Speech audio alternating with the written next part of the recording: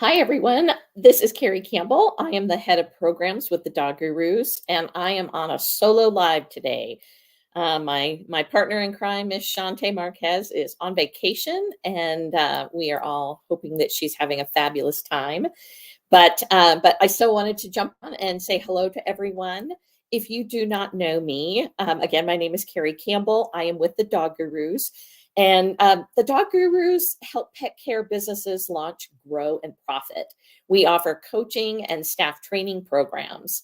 Our coaching team works with business owners through all phases of their pet care journey, from dreaming of it to the design to growing to multi-million dollar sales to actually creating an exit strategy and what that may look like. And how do we do this? We do this because we have 3 signature programs for each of those different stages. We have Launch Formula, which is going to take you from your dream design to your completing your first year of business. Our Growth Intensive program is something that follows the next chapter of your journey, solidifying that you've got all of your foundation items in place, from your standard operating procedures to your staff training. And then the next step in the journey would be to get into the Profit Network program, which is really taking your profits to the next level. You really want to create new revenue streams if you're looking to maybe open a second facility, expand the facility that you're in, or again, looking at creating your exit strategy. Do you want to be an absentee owner, or are you looking to actually sell your facility? All of the coaches have owned or currently own and operate their own facility. So we have walked in your shoes. We know where you are at, and we are here to help you along your individual pet care journey. So I also want to talk about some of the other offerings that we have that at the Dog Gurus. We have a really comprehensive staff training program called Pet Guru College. And I thought the best way to really highlight that for you today is to actually look at one of the modules that we are going through. And this is really a hot topic, pun intended, because right now the whole country is experiencing some extreme heat. And this can be a very, very critical issue for dogs. And so let's take a look here. Let me get my banners going. Pet Guru College, this is our online staff training program. It's all positive reinforcement techniques. We really are looking at a complete onboarding program for your staff. But so you can see what it looks like, I'm going to share my screen here and we can talk a little bit about combating that extreme heat. And if there's anybody out there, please drop a chat for me so we can see that I see Megan. Hey, yay. Great to see you. Thanks for dropping a note to me. But when we're talking about that extreme temperatures, it's relative, because when you're looking at dogs that may live in a cold climate. I was originally from Alaska when I joined the Dog Gurus. And if it hits 65 or 70 degrees in Alaska, that's really warm for dogs because they're used to much colder temperatures throughout the winter. So anytime there's a 50, 60 degree shift, whether that's from 60 degrees to 110 degrees or from 0 degrees to 55 degrees, it's still relative to how dogs are going to react to that heat. Hello, Allure Doggy. It's good to see you as well. As everybody knows, I am a French Bulldog fanatic. So that is one thing when you're looking at Frenchies and your brachycephalic dogs, that they are more susceptible to heat stress or heat stroke. And what does it really look like when your staff may come to you and say, we've got a dog, doesn't seem to be acting right. There's some new symptoms that we're seeing. This is literally a condition where the pet's body temperature has gone beyond what's normal. And it's at an extreme rate that they are not able to self-regulate through their normal kind of sweating mechanisms. Dogs don't perspire the way we do. They actually release that through their panting system. When you see dogs that are that brachycephalic or flatter nosed dogs, like pugs, like boxers, English bulldogs, French bulldogs, French mastiffs, all these different types of dogs that have a wider head and a shorter nose, they have very little space to create a good breathing airway. So when they get warm, they will pant, and they will pant faster, and they will pant harder, and they still are not able to actually regulate their body temperature. So in that, it's causing too much heat to cause different symptoms within their body. And like I said, that the brachycephalic dogs, even dogs that may not be a short-nosed dog but are older, they may have some other heart conditions or other ailments that could increase their risks of heat stroke. Dogs who are very heavy coated or obese, those are another dogs that are at extreme risk when you're looking at heat stroke. To recognize the symptoms of what that heat stroke could start to look like, you'll see that panting that happens. And again, all dogs are going to pant. It's not just those short brachycephalic face dogs. They're going to have dehydration. So if you do the skin test, which is basically just pulling skin from behind their neck, if the skin goes back into place quickly, they're hydrated. If you pull that skin up and it's really slow to go back down, that means they are dehydrated. If there's some excessive drooling, or maybe it's not drool, but you see kind of that white viscousy foam because their mouth is literally so dry, they're not producing any sort of moisture in their mouth. If their body temperature has gone above 103 degrees, if their gums are red, if they're tacky or sticky, if they're experiencing a rapid heart rate, this can all lead to shock and ultimately seizures in dog, which can be very, very difficult to correct or can be fatal. I found a great graph. This was actually done by a veterinarian in the UK, but I thought this was really interesting because she lists the top 9 breeds that are susceptible to heat stroke. And Chow Chow was actually 17 times higher than any other breed. And that makes sense. They actually have more of a shorter face, and it's not really a pug nose, but it's a shorter snout, but they have such a massive coat that they carry around with them. If they're exposed to extreme heat, they are likely, or 17 times likely, or to actually get into a heat stroke type situation in their body. English bulldogs are 14 times higher. French bulldogs are 6 times higher. The French mastiffs, or Dogue de Bordeaux, are 5 times. And then, interesting enough, the number 5 on the list are greyhounds, and they're 4 times higher, or more likely to have heat stroke than other breeds. And this is really not due to a short snout. It's due to the muscular structure of their body. So their muscles can actually retain fluid and can cause them to get to extreme temperatures faster than other dogs. So that's another interesting one that was on the list. Cavalier King Charles. They are great, cute little spaniels. They also have that kind of brachycephalic short nose, but they have longer hair and they tend to be a breed that runs obese. They're very cute. I think pet parents tend to love on them, maybe a little too much. And that obesity in combination with the brachycephalic airway puts them at a higher risk. Pugs are number 7 on the list, and then golden retrievers and Springer Spaniels kind of all fall in that end category. And the reason that the Goldens and the Springers are on there is because they are dogs that love high energy. So those dogs are going to be the ones that are normally out there running really hard, maybe chasing a ball, doing some level of activity that's going to increase their heart rate, which will again increase their breathing pattern. And then if a high temperature is the ambient outside temperature, it's going to put them at higher risk for heat stroke. Oh, I'm sorry. Okay, I'm trying to present, talk, and look at the chat. So hang with me. But good to see you, Mikey. And yeah. Oh, you're currently going through a heat wave. Oh my gosh, 109. Okay, that's really, really warm. Bless you. Amy, it's good to see you as well. And yes, I would be happy to send you a copy of this slide. So I will make sure that I send that off to you. If anybody else is interested, please drop your email in the chat. And yeah, wonderful. So let me go on here. So what do we want to do if we see a dog that's in distress? A lot of people think take a wet blanket or a wet towel and wrap it around the dog. And that's probably the first thing that you don't want to do. You want to get the dog out of the extreme heat. If you could bring them inside, or if you can get them into a shaded area, and then you want to pour cool water, not ice water, but kind of maybe room temperature water or temperature right out of a tap over them and get them quite wet. What happens if you wrap them in a wet towel is that their bodies are so warm and the temperature outside is so warm that the towel actually dries out quickly, and it creates this barrier, and it has the reverse effect. So it actually insulates them more and creates a higher temperature.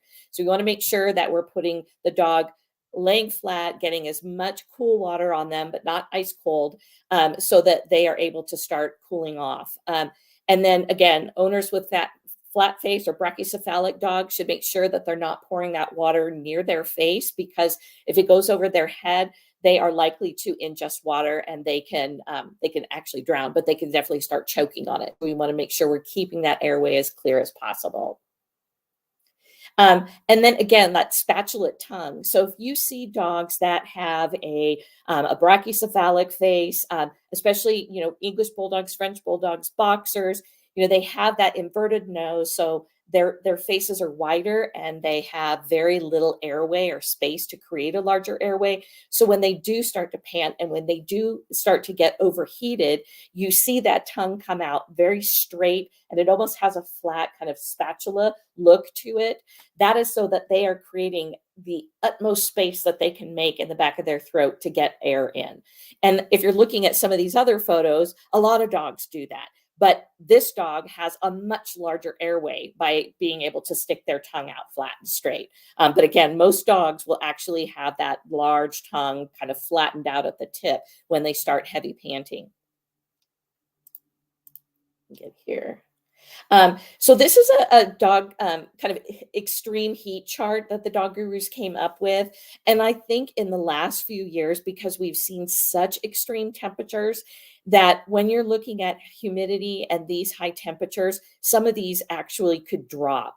Because this is basically saying in this chart that if the temperature in Fahrenheit is 105 degrees and it's a relative 15% humidity, the dogs could be out for an hour.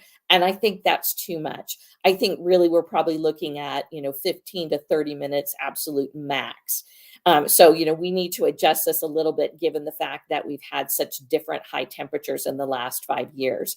But it's just going to show you here. And again, for an Alaskan dog, if they were outside at 50 degrees, and, our humidity is probably around 55 degrees, they may not be able to do 3 hours because that may be too much for them, unless that they have some shaded area that they can retreat where they're able to cool off and kind of self-regulate.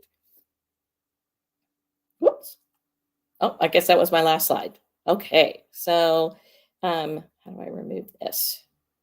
Perfect. Okay, let me get back to my chat. Are there any other comments coming in? Yeah, what are you seeing now in kind of the Florida and the southern states? Are you getting really extreme temperatures? I haven't checked a weather app, so I know since I've moved to Colorado, it's been in the beautiful kind of mid to high 80s, and it's supposed to be over 100 this weekend, which I'm not really looking forward to, but I can't complain. I made the move, so here I am. I would love to answer any questions if people have them. There's definitely other things that you could look at. I think some of the risks that you see, and even articles I've seen about dogs that have died of heat stroke, have been areas where maybe you have kiddie pools. And when you get done with those kiddie pools, people lean them up against a fence. It's very easy for wind or for dogs running by to knock that over. If it falls over, kind of like a turtle shell, dogs can get trapped underneath that. And I know, just a few years ago, there was a place on the East Coast that had 2 French bulldogs that were trapped under that. The staff didn't see it right away, and it took just minutes for the dogs to die from heat stroke. I've also seen that with an English bulldog. So anytime that you have something like that, that some dog could get trapped under, I always recommend, drilling a little hole in the rim of that little doggy pool and using a carabiner to clip it up against something on the wall so it can't accidentally drop and fall on top of them. Let's see here. I'm seeing, it's been in the 90s with humidity. Feeling real is in the hundreds. Oh, bless you all. Yeah, fortunately here in Colorado, it's fairly dry, so we're not getting the humidity on top of this 100-degree heat this weekend. But most of all, we just want to remember to do what's in the best interest of the dogs, to keep the dogs safe, make sure that your staff are educated on the signs and what they're looking for with extreme heat, and what to do in the event that a dog is experiencing that extreme heat. Some of the other things that you may see with dogs just as a reaction to heat, if it is a dog that has a predisposition or has been diagnosed with a seizure disorder, that is something that the heat can bring on seizures. So making sure that those dogs are well monitored and maybe only given access to the outside in short increments of time. Or maybe they have a longer period, but it's in the early hours or in the evening hours when the temperature has actually come down. Um, the other things that we want to look at right now, because there's storms going on, what are we doing with the dogs as far as keeping them safe in the event of the emergencies? Because I know that just following the news, the hurricane that just hit Texas, you can get flooding. Flooding can occur both outside in yards as well as inside a facility. What are we doing to make sure that the dogs are safe in their enclosure should a flood occur?